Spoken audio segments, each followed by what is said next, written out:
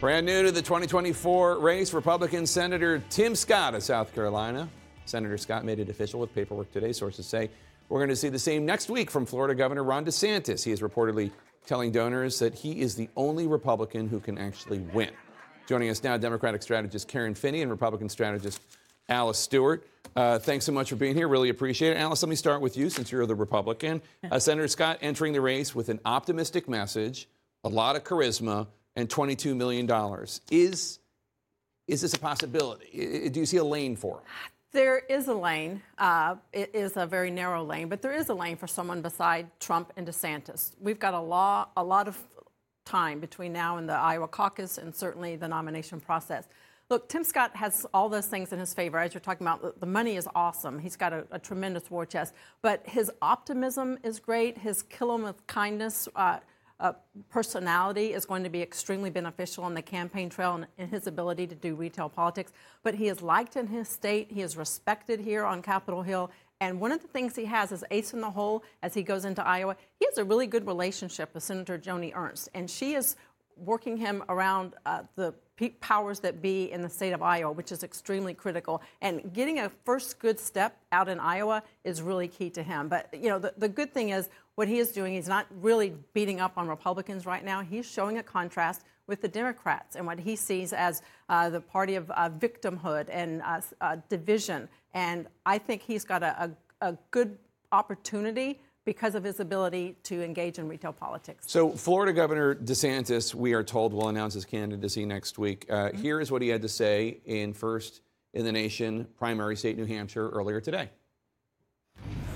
To be a front runner. It's easy to go out and take positions that are really popular at the time. It's harder to dig in and really cut against the grain. Not going to be easy, but I honestly believe that we have an opportunity to right the ship and to get this whole country going. Okay, I know you're not a fan. I know you're a fan. Okay, Take off your Democrat hat for 1 second.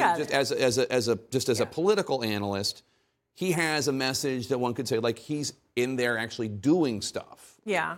Well, okay, but you have to look at what he is doing Right. and how the voters in his state perceive what he's doing. I mean, obviously, if you go back to Tim Scott, they are running in very different lanes in the Republican primary. Now, the question becomes, where is the Republican primary electorate? And I think the problem for both of them, at least in this moment, is support for Trump seems to be deepening and hardening, despite the fact that he's been indicted and found guilty in another case, and we now know that in August we'll have potentially another indictment coming forward. So in Georgia, you're the Fulton County race. Yes. Yeah. Well, so, I mean, I think that's the challenge for both of them. But sure, I mean, the question is going to be, though, for DeSantis, can he sell that agenda, make America like Florida? I think he said something like that, right? Mm-hmm. Can you sell that to a general election electorate? And the last thing I'll say quickly on DeSantis is, the thing about this Disney announcement today where they said they're pulling this $1 billion effort to build office space, that is in part similar to something that happened during COVID when he took on the cruise line industry, where he's putting his ideology ahead of economic development and jobs. I don't know if that's going to wear well. He's got a good message in terms of what he has been saying in terms of, look, in order to govern, in order to lead this country, you have to win. You have to accomplish things. You have to be able to get things done. And he is showing against Donald Trump, governing is not about social media. It's not about building a brand. It is not about your personal grievances. It is about winning. And DeSantis's message on putting the culture of losing behind the Republican Party and getting to the culture of winning, that is where Republicans want to go. So wait, Karen, I want to change the subject because there's this great interview that Chris Wallace did with Jim Clyburn, the congressman from South Carolina, the dean of the delegation, one of the senior Democrats in the House. Obviously, South Carolina helped propel Joe Biden to the Democratic nomination in 2020.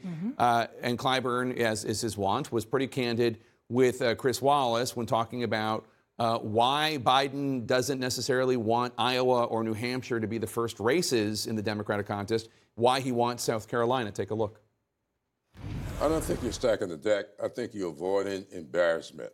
And that is what he is attempting to avoid here. And I would expect anybody to do the same. And you think that Iowa and New Hampshire present the possibility of embarrassment for President Joe Biden? Well, if you do not have the demographics that's required for Democrats in the general election, and neither one of those states have the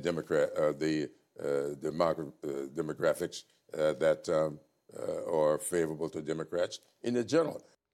Okay, first of all, let me just say, that's true about Iowa. That's not true about New Hampshire. Democrats have won New Hampshire over and over and over again in presidential contests.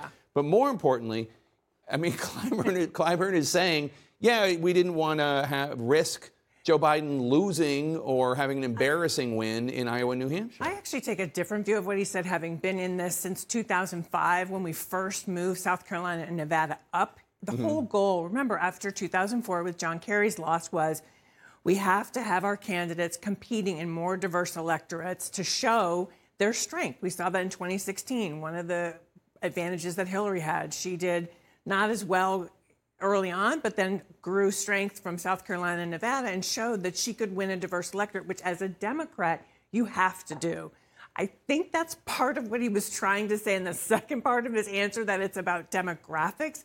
I don't know that I agree that it would be about being embarrassed as much as I think for our party, we have to show strength early on with all kinds of voters. Refreshing honesty about this would be embarrassing if Biden were to lose the first two states. But look, hats off to Congressman Clyburn.